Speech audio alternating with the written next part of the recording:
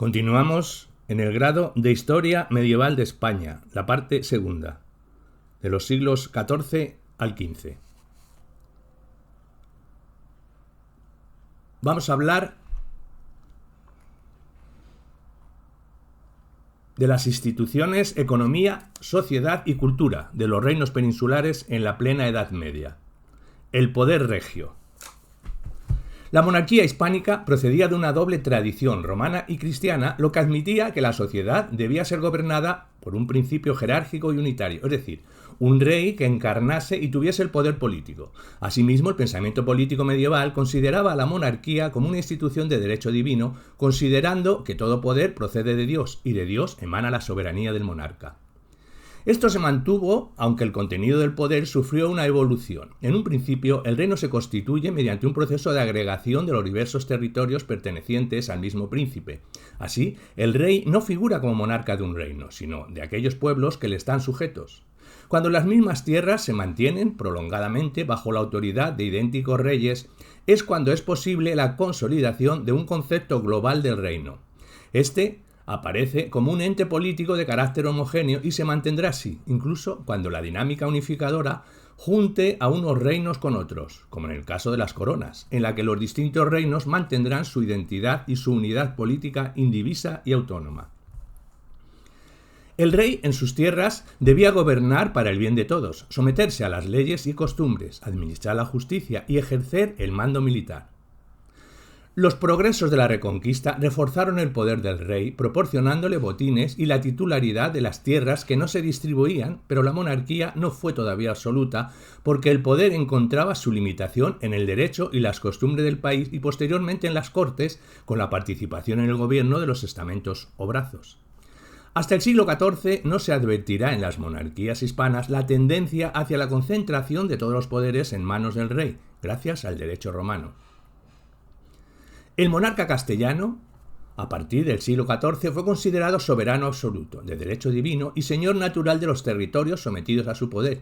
A esto ayudó la superestructura del imperio, que albergaba diversos reinos y otras unidades políticas de naturaleza diversa. Otra superestructura será la corona, en la que los reinos que la componen mantienen su personalidad propia. La simbología real era muy clara: corona, espada, cetro, manto, púrpura, trono, Navarra y Aragón, y globo de oro. La Iglesia sancionaba la entronización de un nuevo soberano con la celebración de algunos ritos. La sucesión al trono, a partir del siglo XI, se convirtió en hereditario. Se estableció el régimen de la primogenitura. La mayoría de edad variaba de un reino a otro. Los reyes veían reconocido un cierto número de poderes como jefes supremos del ejército que podían afirmar su autoridad en el campo de la guerra y de la paz. Eran la máxima instancia en la administración de justicia, directamente competente con su tribunal en determinados litigios y juez último siempre en apelación de cualquier sentencia dictada por los jueces de su reino. Fue trascendental la actividad legislativa del monarca. Así, el rey empezó a dictar leyes aplicables a todos sus territorios, generalmente de acuerdo con la Asamblea, aunque se dieron casos de más discrecionalidad en Castilla. En esa época, y hasta mediados del siglo XIII, el derecho local privaba claramente sobre el territorial. Se basaba esencialmente en la costumbre y las sentencias judiciales, más que en las disposiciones legislativas de carácter general. Del siglo XI al XIII se multiplicaron los fueros, al crecer las ciudades. Fueron primero orales, luego escritos, cada vez más largos y precisos, y acabaron con la unidad jurídica del Liber Judiciorum. La constitución de familias de fueros entre los siglos XII y XIII fue el primer paso hacia una uniformización jurídica. Los detallados fueros del siglo XIII eran compilaciones de costumbres locales, decisiones y privilegios reales. En el siglo XIII, el derecho local entró en conflicto con el nuevo derecho romano y canónico a la vez, que exaltaba la función legislativa del soberano, compilado y redactado por Alfonso X en el Fuero Real, 1250, y el Libro de las Siete Partidas, 1260. El Fuero Real provocó una gran oposición cuando el soberano castellano intentó imponerlo como única forma jurídica, y será el Ordenamiento de Alcalá, 1348, el que haga triunfar el derecho romano, definitivamente, ya que estipulaba en uno de sus principios que el poder legislativo era exclusivo del dominio del rey, aunque en realidad este nuevo derecho solo fue aceptado en la medida en que reconocía la validez de los fueros. En Cataluña, las limitaciones del poder real, en el siglo XII, partían de la organización feudal del Principado, el Estado feudal catalán, que entraría en crisis en el siglo XIII, lo que la monarquía aprovecharía para beneficiarse del renacimiento del derecho romano para recuperar su autoridad política sin cortapisas ni fraccionamiento, pasando de la limitación feudal del poder real a la limitación pactista más consensuada. Así, el pactismo jurídico se va a dar sobre todo en el terreno de la legislación y las leyes recibirán el nombre de constituciones, de forma que los monarcas se comprometerán a no legislar de nuevo sin el consentimiento de los varones, prelados, caballeros y representantes ciudadanos del Principado.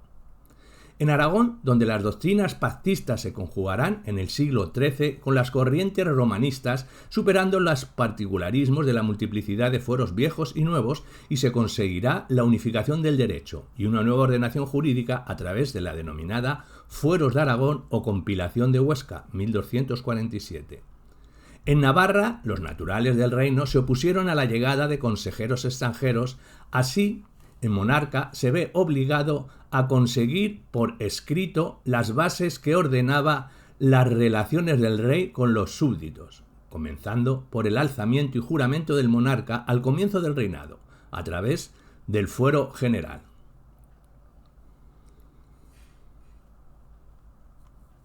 Desde ese momento, los monarcas se comprometían a aceptar y preservar los derechos de los navarros. Hablemos de la curia y las cortes. La corte de Castilla estaba compuesta por cortesanos de alto rango social, clérigos, judíos, compañeros de armas, altos dignatarios. El alférez iba a la cabeza de la Guardia Real, mandaba el ejército en ausencia del soberano. El condestable lo suplantó en el siglo XIV. El notario vigilaba la redacción de las órdenes reales que hacían un grupo de escribanos. El mayordomo estaba a la cabeza de la casa del rey y estaban bajo sus órdenes diferentes oficiales palatinos de tipo doméstico. Con el tiempo se hizo necesario crear nuevos cargos. Aparecen en el siglo XIII los alcaldes del rey, jueces permanentes de la corte, el almirante en Castilla, y tras la unión definitiva de Castilla y León aparece un canciller mayor, guardián del sello real que autentificaba los documentos reales, 4 notarios mayores y un mayordomo mayor encargado de percibir los numerosos impuestos directos o indirectos que recaudaban a los judíos. En los reinos cristianos, surgidos por la Reconquista, el rey tiene poder absoluto con el fin de asesorarle. Gentes procedentes de los estamentos privilegiados forman una especie de junta o curia que aparece en Cataluña en el 1079 y en León y Castilla se llama Curia Regis. La curia era una asamblea real o condal de carácter consultivo. Sus componentes prestan consejo al monarca y referendan los documentos reales emanados en su cancillería. Estaba compuesta por la familia real, los oficiales palatinos y algunos magnates eclesiásticos y seglares.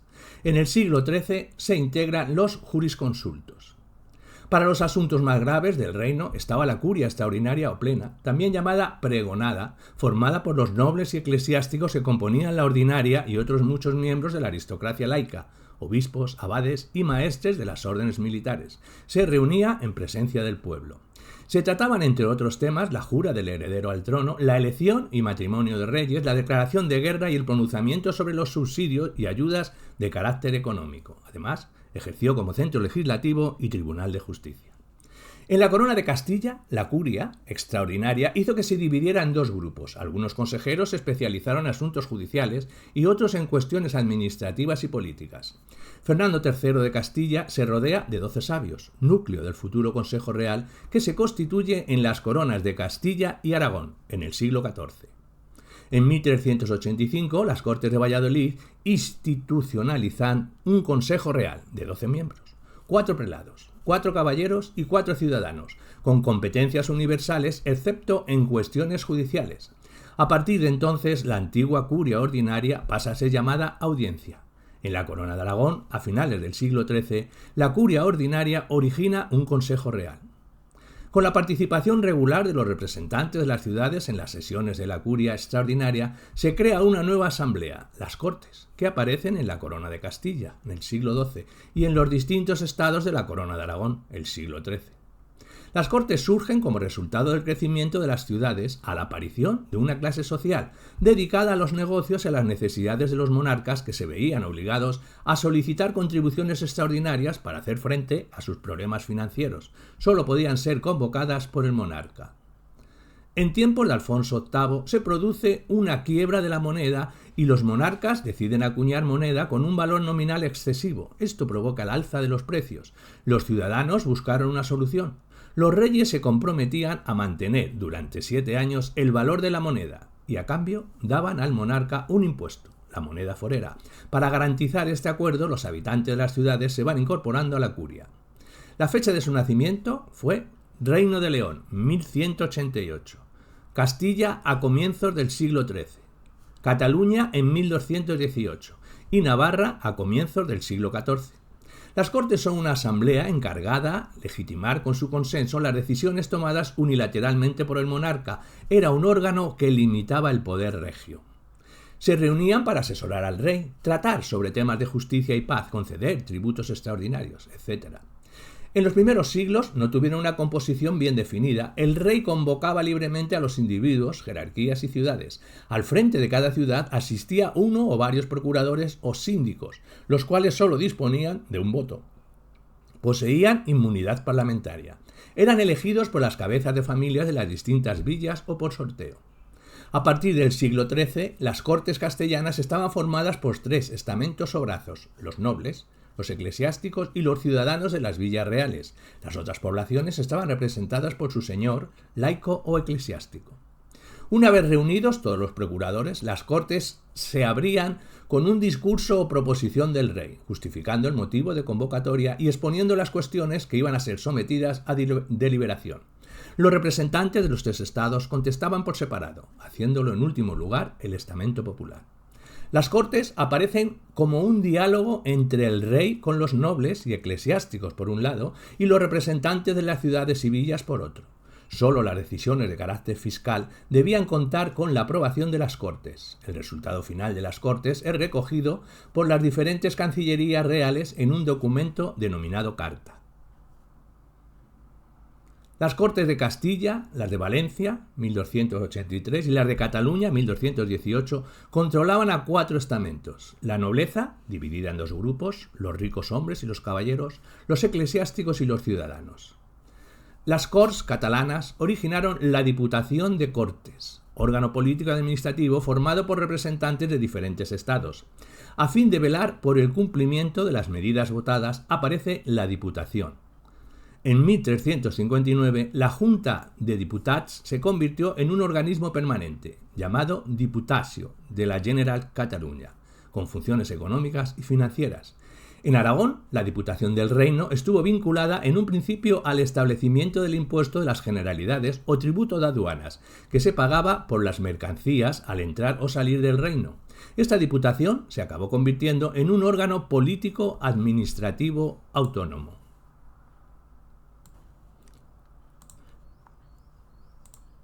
La época que transcurre entre 1385 y 1419 es decisiva. En esos años nace el Consejo Real, en el que no han de permanecer los procuradores de las ciudades. Nobleza y clero se ausentan casi por completo de las Cortes.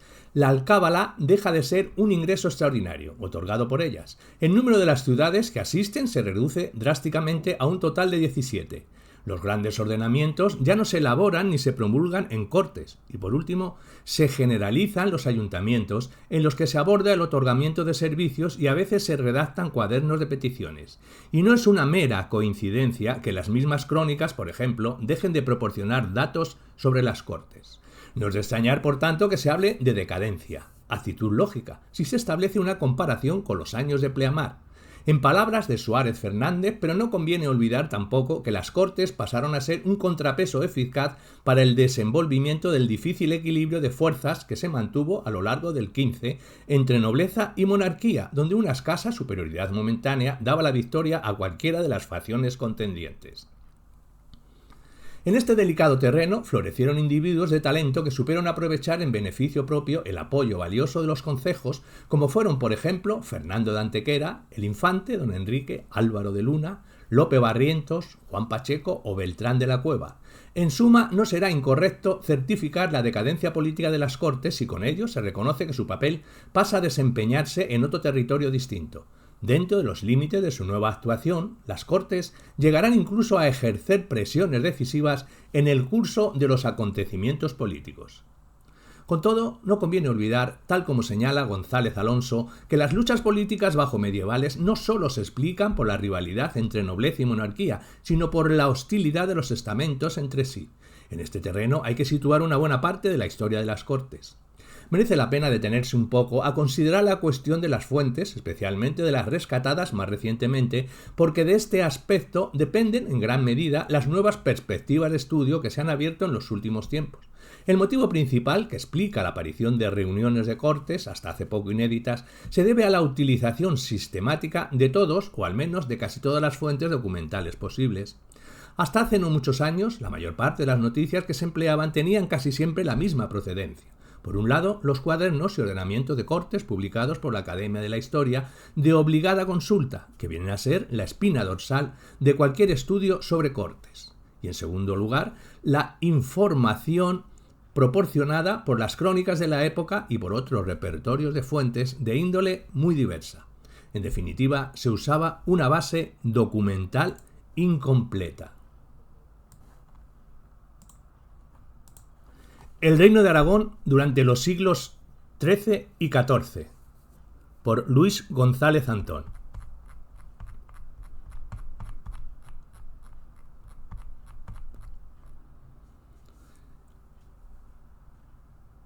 A punto de culminar el proceso de formación territorial de Aragón, se inicia la etapa sin duda más interesante de la vida del reino, el tiempo en que tenía que hacerse por dentro, sentirse a sí mismo y definir su personalidad, su yo colectivo, diferenciado en el seno de la ya constituida Corona de Aragón. Las estructuras políticos-sociales y jurídicas forjadas en la reconquista de tierras chirrían ahora porque han de adaptarse precisamente a la falta de tierras nuevas, y ello exigía una transformación del papel de los grupos nobles guerreros.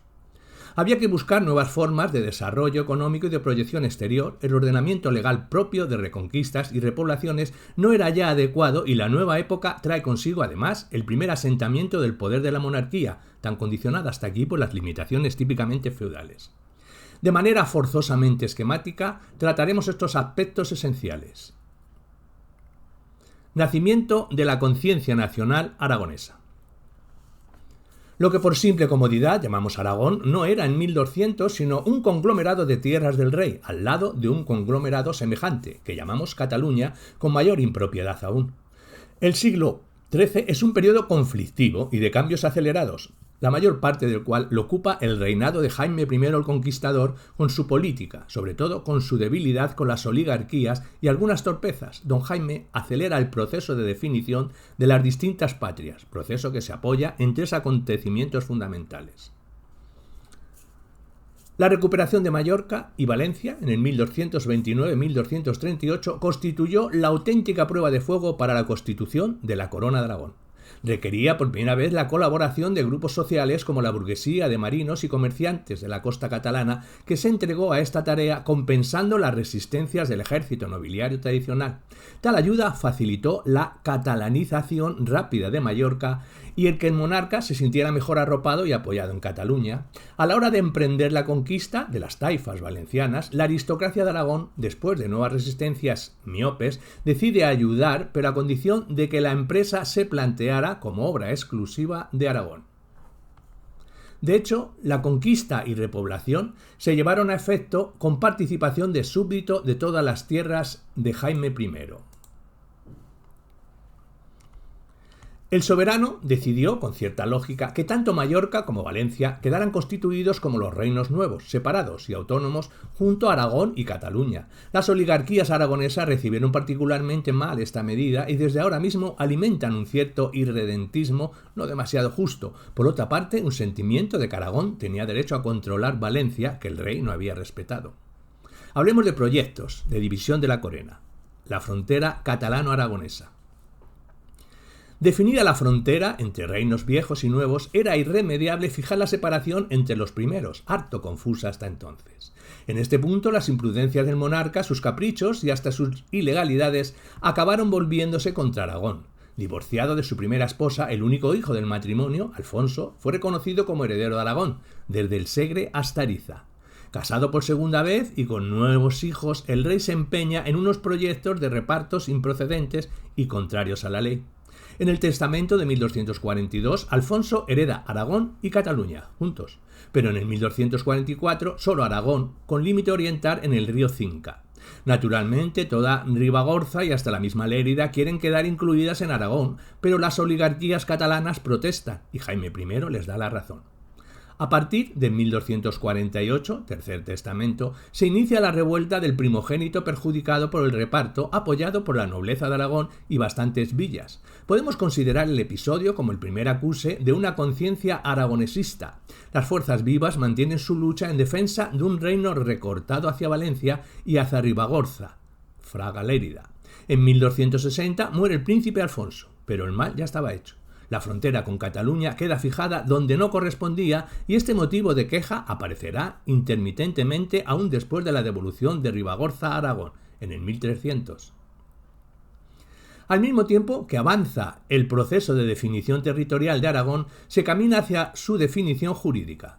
En el siglo XIII este es un proceso general en Occidente. Se trataba de crear un corpus legal para todo un reino para paliar los inconvenientes de la existencia de multitud de fueros locales y personales carentes de la necesaria cohesión y homogeneidad. Una de las primeras medidas que había tomado Jaime I respecto a Valencia fue precisamente la de dotarle de un corpus de fueros específicos. Aquí esta tarea se intenta en 1247 encargando al obispo de Huesca, Vidal de Canellas, la redacción de un código, que se llamará, en efecto, Fueros de Aragón.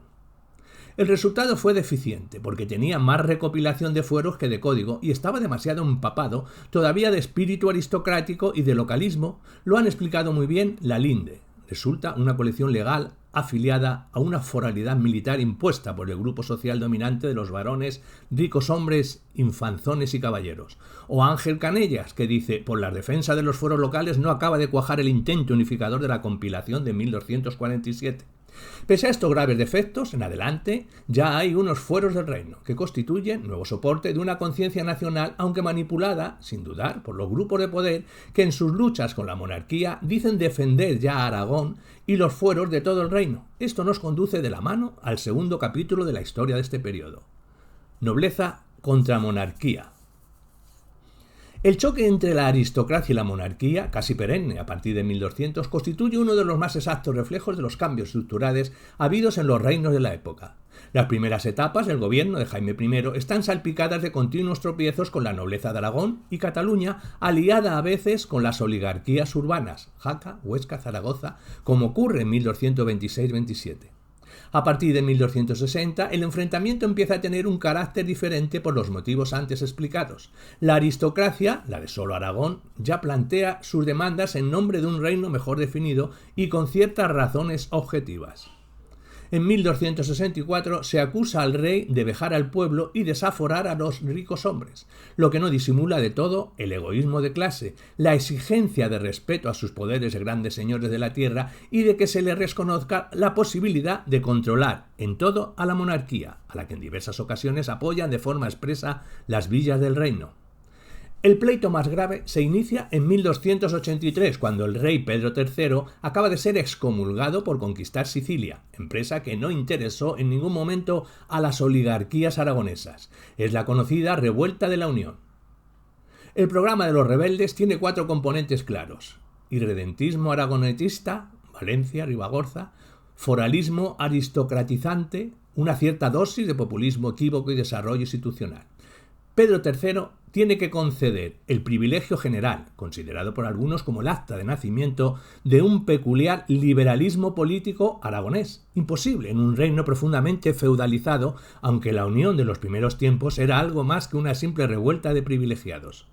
En los años siguientes, los unionistas pierden los apoyos ciudadanos con los que habían llegado a contar. Se radicalizan, provocan una guerra civil en Aragón y arrancan de Alfonso III, 1287, los humillantes privilegios de la Unión. Inmediatamente después de este sonado triunfo, el movimiento se hunde por la habilidad del propio Alfonso III y de su sucesor, Jaime II, quien, ley y fueros en mano y con intervención de la justicia, Pérez de Salanova, sienta en el banquillo y condena en 1301 a los nobles responsables de otro intento de sublevación absolutamente egoísta y carente del menor apoyo, ni siquiera de la poderosa oligarquía zaragozana que antes había desempeñado un gran papel. Durante la primera mitad del siglo XIV se produce el encumbramiento claro de la monarquía sin mayores estorbos. Alfonso IV, Pedro IV, el ceremonioso, pero el ambiente interno se deteriora ya a partir de 1344 al 45. Un pleito dinástico y la crisis económica, agravada de inmediato por la famosa peste negra, están en el fondo de una renacida unión de nobles aragoneses y valencianos, vencida en los campos de batalla de Épila. Pedro IV inicia rasgando y quemando los privilegios de 1287 en el refectorio de los dominicos de Zaragoza, una cruel represión con la que confiaba tener despejado en adelante el camino para imponer su poder sobre la aristocracia. No obstante, la propia crisis económica y los gastos de la guerra con Castilla, guerra de los Pedros, impidieron al monarca apurar la situación en su beneficio. Antes, al contrario, la reacción de los privilegiados, esta vez pacífica, tuvo completo éxito. Los poderes señoriales fueron ratificados y aún ampliados en los fueros de fines de siglo, condenando al reino de anquilosamiento político, social y jurídico, un rasgo dominante con el que entra en el siglo XV. Sobre el desarrollo institucional diremos que la adquisición de una seña de identidad más precisas y los conflictos civiles aceleran el proceso de institucionalización política, fenómeno muy polémico todavía hoy, que soporta especialmente mal las simplificaciones a que nos obliga a la limitación. 4 instituciones empiezan a andar en este tiempo. La Justicia de Aragón, dejando aparte las fantasías de Cerdán, Blancas y otros, el futuro Justicia empieza siendo un juez de corte, de escasa importancia en torno a 1200, quizás un poco antes, y hasta 1265 no alcanza competencia de interés a instancia de los nobles y como teórico juez de pleitos surgidos entre ellos y el rey.